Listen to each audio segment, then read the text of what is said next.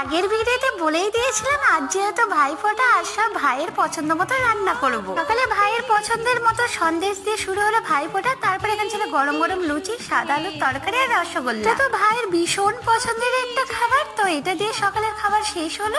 তারপরে চলে আসলো দুপুরের খাবার। ভাই যা যা খেতে পছন্দ করে তাই তাই আজকে রান্না করেছে। তো প্রথমেই ছিল রাইস, স্যালাড, এদিকে ছিল চিকেন কষা, মাটন কষা। তোমরা তো জানাই ভাই মাটন খেতে চাই না, তা মাটনটা আমাদের জন্য রান্না হয়েছিল। আর ছিল চাটনি, পাঁপড়, আর ওইদিকে ছিল দই। তো ভাইকে খেতে দেওয়ার পর এদিকে আমিও খেতে বসে ভাই যেহেতু মাটন খাই না, মাটনের বাটিটা এইদিকে আমি নিয়ে নিয়েছি। আর দেখেছো মাটনের গ্রেভিটা কত সুন্দর দেখতে হয়েছে। আর আমার মাটনের সব থেকে এই জিনিসটা খেতে বেশি ভালো লাগে, নালির পিস। তোমরা কে কে মাটন খেতে ভালোবাসো আর কে কে এই পিসটা খেতে ভালোবাসো অবশ্যই কমেন্টে জানিও। তো দেখো মাটনটা কত সুন্দর সফট হয়েছে।